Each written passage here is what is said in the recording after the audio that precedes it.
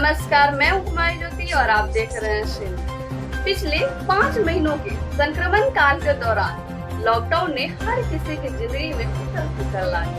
हर व्यक्ति अपने आम जीवन की तमाम गतिविधियों को रोककर घरों में महीनों तक कैद रहे। ऐसी स्थिति में विश्वविद्यालय में पढ़ने वाले छात्र छात्राओं ने भी अपनी पढ़ाई के लिए तमाम बाधाओं का सामना किया। आज हमारे साथ विभिन्न विश्वविद्यालयों के कई छात्र छात्राएं जुड़े हैं। आइए हम जानते हैं कि इस लॉकडाउन में उनकी पढ़ाई कैसे पूरी हुई और किन समस्याओं का सामना करना पड़ा। अब हमारे साथ जामिया मिलिया इस्लामिया की फाइनल ईयर की स्टूडेंट शिखा सिंह और लखनऊ यूनिवर्सिटी की जैस्मीन जुड़ी। शिखा, आप अंतिम वर्ष के छात्रा हैं। पहले पढ़ाई, फिर परीक्षा और अब आगे के कैरियर को लेकर ऐसी परिस्थिति में क्या विचार मन में चल रहे हैं? जी, ये आगे की पढ़ाई और करियर में ये प्रॉब्लम आ रही है कि जैसे कहीं भी अप्लाई कर रहे हैं, जितनी जगह अप्लाई कर लो, कोई सर्टेनिटी नहीं है कि कोई अभी हायर करना चाहता है, क्योंकि जीडीपी इतनी ज़्यादा नीचे जा चुकी है, अभी -23.9%। तो ऐसे टाइम में जॉब्स फॉर्म नहीं हो पा रहे हैं और कितनी भी जगह अप्लाई करो, कहीं से कोई पॉजिटिव रिस्पॉन्स ऐसा नहीं दिख रहा है कि हाँ लोग हायर करने को रेडी हैं। और अगर वर्क फ्रॉम होम भी मिलता है तो ऑब्वियसली वर्क फ्रॉम होम में आपको जॉब पे जाने से तो कम ही पैसे मिलेंगे। आगे की पढ़ाई के लिए अगर आपको फॉर्म भरना है, कुछ करना है, तो कुछ नहीं पता कि आप कैसे फॉर्म भरें, क्या करें। आगे की पढ़ाई ऑनलाइन होगी या कॉलेज जाने मिलेगा, अगर कॉलेज जाने मिलेगा तो कैसे जाएंगे, ऐसे टाइम में क्या करें। जाने में भी एक डर लगा रहेगा कि जाएं या ना जाएं, वहाँ कितनी सेफ्टी होगी, क्या होगा क्या नहीं होगा। तो जॉब और पढ़ाई दोनों की सिचुएशन ऑलमोस्ट सेम ही है। दोनों में एक लेवल की अनसर्टेनिटी है कि आगे क्या होगा क्या नहीं होगा, कुछ भी पता नहीं चल पा रहा है। जैस्मीन, आपकी ऑनलाइन पढ़ाई पर क्या राय है? ऑनलाइन स्टडी कैसी रही? देखिए, जैसा आपने सवाल किया है ऑनलाइन स्टडी को लेकर, तो मेरा खुद का ये पॉइंट ऑफ व्यू है कि ऑनलाइन स्टडी से मुझे ज़्यादा कुछ फ़ायदा नहीं हुआ, क्योंकि ना तो वहाँ पे हमारे कुछ टॉपिक्स क्लियर हुए, ना ही सिलेबस कंप्लीट हुआ है, और ऐसे में एग्ज़ाम पे बहुत असर पड़ने वाला है। जब हमारे टॉपिक्स ही क्लियर नहीं है तो हम एग्ज़ाम क्या देंगे?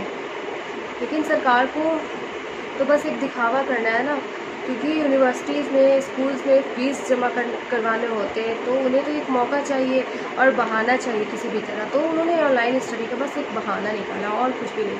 बच्चे से कुछ भी समझ नहीं पाए।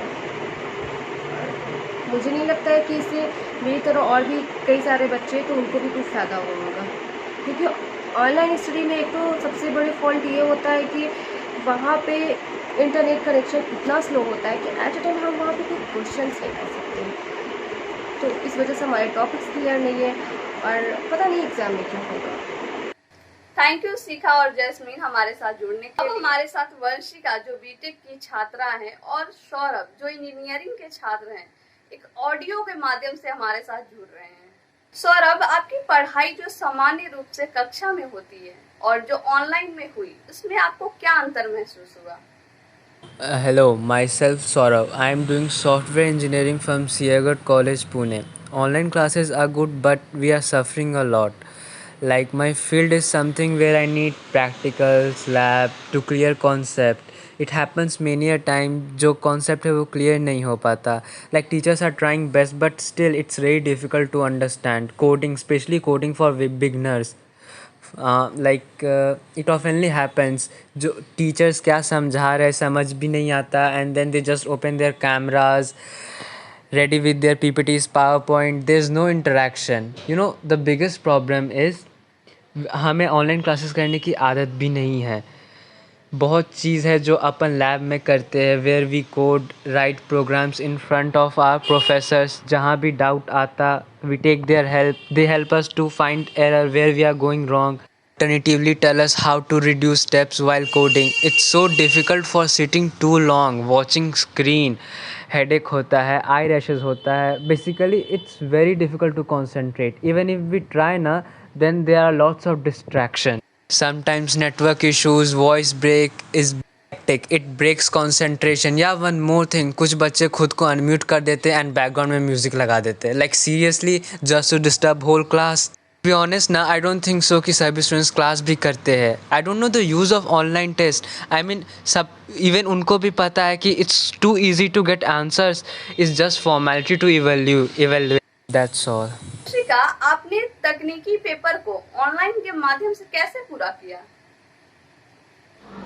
कुछ चीज़ें जो बिल्कुल सहायक हैं वो शिक्षक के मौखिक मार्गदर्शन से मिला.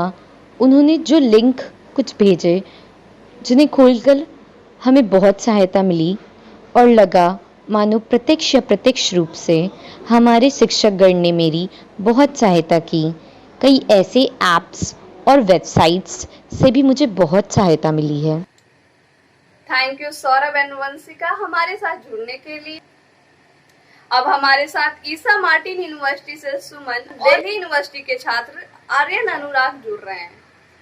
आर्यन, आपकी पढ़ाई जो सामान्य रूप से कक्षा में होती थी और जो ऑनलाइन हुई, उसमें आपको क्या अंतर महसूस हुआ?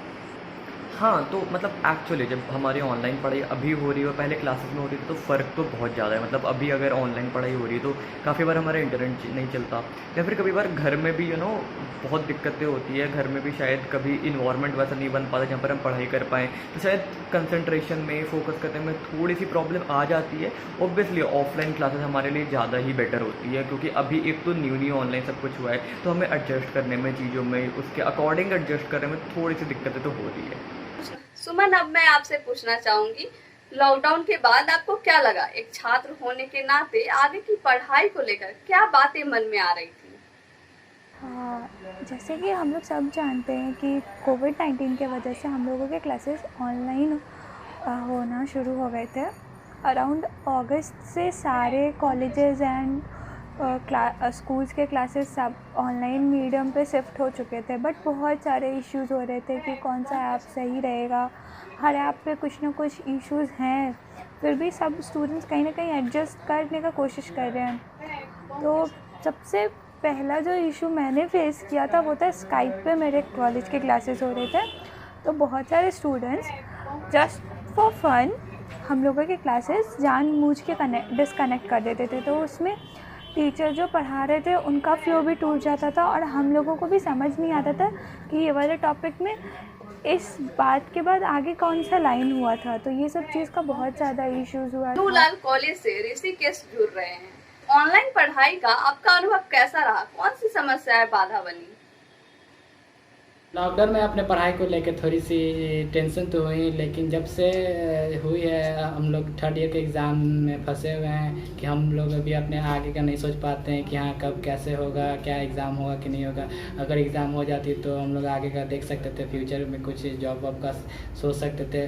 बस यही दिक्कत है अपनी पढ़ाई को लेकर, यही मन में चलते रहता है. और दूसरी बात, जब से ऑनलाइन एग्ज़ाम के विकल्प है, ये सॉल्यूशन तो है ही, लेकिन ये पूरी तरह से बेटर नहीं है. जैसे आप क्लासरूम में आप पढ़ते हैं, आप इंटरेक्ट करते हैं टीचर से, वैसे आप ऑनलाइन नहीं कर सकते हैं. ऑनलाइन में आपको बहुत सारी दिक्कतें का सामना करना पड़ता है. कभी नेट नहीं, कभी डाटा ख़त्म हो गया है, कभी कुछ हो गया है. लेकिन आप कभी वो बात ही नहीं है जिससे आप क्लासरूम में आप सर से सामने से पढ़ रहे हैं, इंटरेक्ट कर रहे हैं, जो डाउट है वो पूछ रहे हैं, ये जो दिक्कत है वो सर बता सकते हैं अच्छे से आप समझ सकते हैं. कोई दिक्कत वाली बात नहीं है. इसीलिए ऑनलाइन विकल्प है, लेकिन वो उतना अच्छी विकल्प नहीं है जितना क्लासरूम में आप सामने डायरेक्ट इंटरेक्ट करके पढ़ सकते हैं. Thank you. इन छात्र छात्राओं की समस्याओं को समझा जाए तो हर व्यक्ति के मन में ये विचार जरूर उठ जाएगा कि हर समस्या के होने के बावजूद इन्होंने महामारी के दौरान धैर्य और संयम के साथ समय का सामना किया. हम भी अगर ऐसा ही धैर्य और संयम दिखाए तो आने वाले समय में महामारी के इस दौर से बहुत जल्द ही निजात मिल सकती है. आज लॉकडाउन जिंदगी में इतना ही. बाकी खबरों के लिए बने रहे सी न्यूज के साथ.